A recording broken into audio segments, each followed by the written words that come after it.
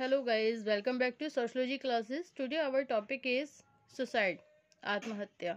Okay, BA part 3 sociology first paper. आज का topic है हमारा सुसाइड. ओके, सन 1897 में दुर्खीम की तीसरी महत्वपूर्ण पुस्तक. सन 1847 में दुर्खीम की तीसरी पुस्तक आत्महत्या, द सुसाइड, फ्रेंच भाषा में ले सुसाइड के नाम से प्रकाशित हुई. ओके, अब्राहिम तथा मार्गन के शब्दों में यह पुस्तक सामूहिक चेतना से संबंधित सामाजिक दबाव के एक ऐसे सिद्धांत को प्रस्तुत करती है जिसमें अवधारणात्मक सिद्धांत तथा आनुभविक शोध के बीच में एक विलक्षण समन्वय किया गया है. ओके,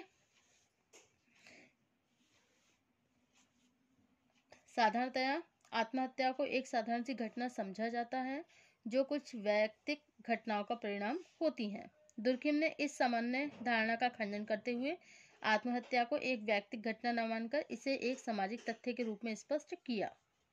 उन्होंने संसार के विभिन्न देशों से आत्महत्या संबंधी व्यापक आंकड़े एकत्रित करके यह बताया कि आत्महत्या की घटनाएं एक तरह का सामाजिक प्रभाव, सोशल करंट है जो अधिक संवेदनशील लोगों को अपने साथ बहा ले जाता है. ओके, दूसरे शब्दों में अन्य सामाजिक तथ्यों की तरह आत्महत्या भी सामूहिक चेतना तथा सामूहिक दबाव की ही उपज है.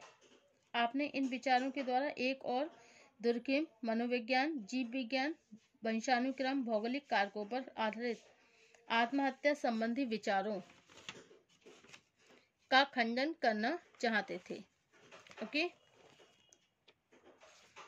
तो दूसरी ओर उनका उद्देश्य सांख्यिकीय प्रमाणों के आधार पर आत्महत्या के बारे में एक समाजशास्त्रीय विवेचना प्रस्तुत करना था.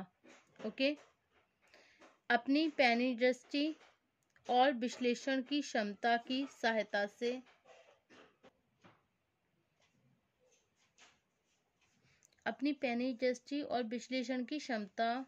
सहायता से उन्होंने यह स्पष्ट किया है कि समाज ही व्यक्ति के जीवन को सामाजिक और नैतिक आधार पर नियंत्रण करने वाला सबसे प्रमुख आधार है.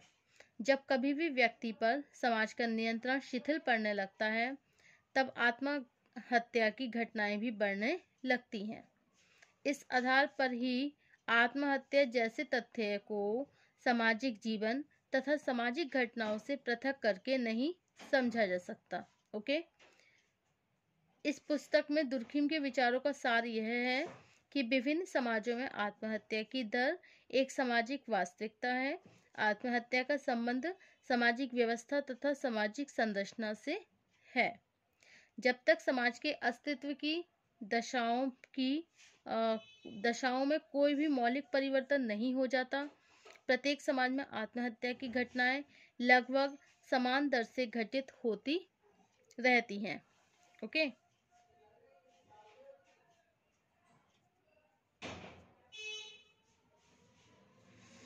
अपनी इन मान्यताओं को प्रमाणित करने के लिए दुर्खीम ने द सुसाइड पुस्तक के पहले भाग में उन विद्वानों के विचारों की कटु आलोचना की जिन्होंने आनुवंशिकता, जलवायु, मानसिक विकारों, प्रजातीय विशेषताओं, मनोवैज्ञानिक दशाओं तथा अनुकरण जैसी दशाओं के आधार पर आत्महत्या के कारणों की विवेचना की है. पुस्तकों के दूसरे भाग में दुर्खीम ने आत्महत्या को एक सामाजिक तथ्य मानते हुए इसके लिए उत्तरदायी सामाजिक कारकों का उल्लेख किया. इस संदर्भ में उन्होंने आत्महत्या के 3 प्रकारों अर्थात अहमवादी आत्महत्या, परार्थवादी आत्महत्या तथा अस्वाभाविक आत्महत्या की प्रकृति को स्पष्ट किया. ओके स्टूडेंट्स, जिससे आत्महत्या तथा सामाजिक संरचना के संबंध को समझा जा सके. ओके, तो इनके आत्महत्या कितने प्रकार बताएं? कम से 3 प्रकार बताएं. कौन कौन से हैं वो? अहमवादी, परार्थवादी और अस्वाभाविक। ओके, ये तीन there are a 3 types of suicide. Okay, तो जिससे आत्महत्या की सामाजिक संरचना के संबंध को हम समझ सकते हैं। ओके, पुस्तक के तीसरे भाग में दुर्खिम ने आत्महत्या संबंधी उन विचारों का खंडन किया है जिनके अनुसार आत्महत्या को एक व्यक्तिगत क्रिया के रूप में स्पष्ट किया गया है। इसी भाग में उन्होंने आत्महत्या की अनेक परिणामों तथा इससे संबंधित समस्याओं का उल्लेख भी किया है। दुर्खिम के इसी प्रयास ने आत्महत्या संबंधी उनके विचारों को एक ऐसे सिद्धांत का रूप दे दिया जिसे आज भी समाजशास्त्र के अनुभव सिद्ध सिद्धांतों में एक प्रमुख सिद्धांत माना जाता है। ओके, अब नेक्स्ट टॉपिक है आपका आत्महत्या, अर्थ एवं विशेषताएं। ओके, आत्महत्या एक सामान्य शब्द है जिसका अर्थ सभी लोग जानने का दावा कर सकते हैं। ओके, इसी कारण साधारणतया इसे परिभाषित करने की आवश्यकता महसूस नहीं की जाती। इसके विपरीत दुर्खिम यह मानते हैं कि आत्महत्या एक सामान्य अवधारणा नहीं है जैसे कि साधारणतया समझ ली जाती है।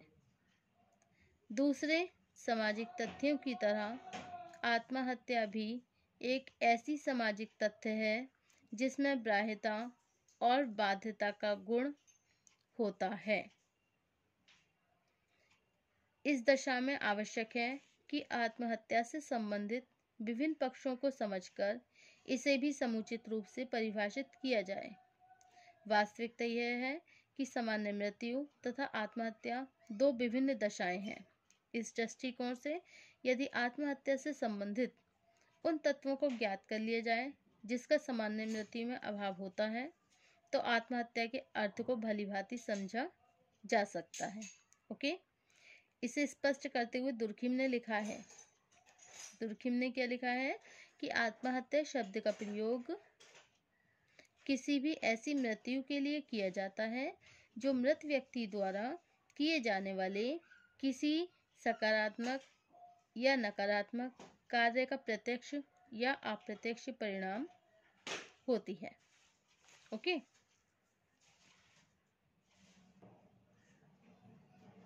Okay, the term suicide is applied to all cases of death resulting directly or indirectly from a positive or negative act of the victim himself, which he knows will produce this result. Why? Durkheim. Okay, तो Durkheim ने क्या बताया है कि आत्महत्या शब्द का प्रयोग किसी भी ऐसी मृत्यु के लिए किया जाता है जो मृत व्यक्ति द्वारा किए जाने वाले किसी सकारात्मक या नकारात्मक कार्य का प्रत्यक्ष या अप्रत्यक्ष परिणाम होती है। ओके, अब है the characteristics of suicide. First है इसमें व्यक्तिक क्रिया का परिणाम, सेकंड है परिणाम के प्रति चेतना, थर्ड पॉइंट है स्वेच्छा का समावेश, एंड फोर्थ पॉइंट है उद्देश्य का समावेश, एंड फिफ्थ पॉइंट है आत्महत्या का कारण व्यक्ति से बाह्य, एंड सिक्स पॉइंट है एक सामाजिक तथ्य।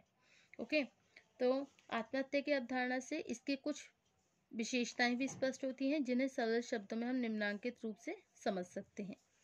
ओके, व्यक्तिक क्रिया का परिणाम। फर्स्ट क्या है हमारा व्यक्तिक क्रिया का परिणाम। आत्महत्या का सबसे प्रमुख तत्व तथा विशेषता यह है कि स्वयं आत्मघात करने वाले व्यक्ति की क्रिया का परिणाम होती है। ओके, नेक्स्ट है परिणाम के प्रति चेतना। परिणाम के प्रति चेतना, दुर्खिम के अनुसार आत्महत्या मृतक द्वारा की जाने वाली क्रिया का प्रत्यक्ष परिणाम होती है। ओके, इस परिणाम के प्रति आत्मघात करने वाला व्यक्ति पूरी तरह चेतन होता है। अब नेक्स्ट है स्वेच्छा का समावेश। आत्महत्या एक ऐसी क्रिया है जिसे व्यक्ति अपनी इच्छा से करता है। यदि किसी व्यक्ति को अपना जीवन स्वयं समाप्त करने के लिए कुछ लोगों के द्वारा बाध्य किया जाए, मतलब यदि इसे व्यक्ति अपनी इच्छा से करता है, लेकिन यदि किसी व्यक्ति को अपना जीवन स्वयं समाप्त करने के लिए कुछ लोगों के द्वारा बाध्य किया जाता है तथा व्यक्ति की मृत्यु उसी बाध्यता का परिणाम हो, तो ऐसी मृत्यु को आत्महत्या की श्रेणी में नहीं रखा जाता। ओके, अब है उद्देश्य का समावेश। प्रत्येक आत्महत्या के पीछे मृतक का कोई ना कोई उद्देश्य जरूर होता है, चाहे ये उद्देश्य प्रत्यक्ष हो या फिर अप्रत्यक्ष। ओके, अब नेक्स्ट पॉइंट है आपका आत्महत्या का कारण व्यक्ति के भ्राय। तो दुर्खिम ने इस बात पर विशेष बल दिया है कि आत्महत्या का कारण व्यक्ति के अंदर विद्यमान नहीं होता, बल्कि कुछ बाहरी दशाएं व्यक्ति को आत्महत्या करने के लिए प्रेरित करती हैं। ओके, अब नेक्स्ट पॉइंट है एक सामाजिक तथ्य। क्या है? एक सामाजिक तथ्य। दुर्खिम के अनुसार आत्महत्या की सबसे महत्वपूर्ण विशेषता यह है कि आत्महत्या एक व्यक्तिगत घटना नहीं है। ओके, अब लास्ट पॉइंट क्या है आपका? एक सामाजिक तथ्य। ओके, तो दुर्खिम के अनुसार आत्महत्या की सबसे महत्वपूर्ण विशेषता यह है कि आत्महत्या एक व्यक्तिगत घटना नहीं है, बल्कि एक सामाजिक तथ्य है। ओके, दूसरे शब्दों में कह सकते हैं कि आत्महत्या का कारण व्यक्तिगत न होकर सामाजिक होता है। किसी व्यक्तिगत घटना को व्यक्ति की जीव रचना, मानसिक दशाओं तथा अनुकरण आदि के आधार पर समझा जा सकता है। इसके विपरीत सामाजिक घटना का कारण समाज की संरचना तथा समाज के नैतिक संगठन में निहित होता है। ओके, अब नेक्स्ट होगा हमारा टॉपिक, इसमें आत्महत्या के कारण नेक्स्ट टर्न पर। Okay, so these are the all characteristics of the suicide. Okay, व्यक्ति क्रिया का परिणाम, आत्महत्या का कारण व्यक्ति से, और एक सामाजिक तथ्य, परिणाम के प्रति चेतना, स्वेच्छा का समावेश और उद्देश्य का समावेश। Okay, thank you for watching my YouTube channel.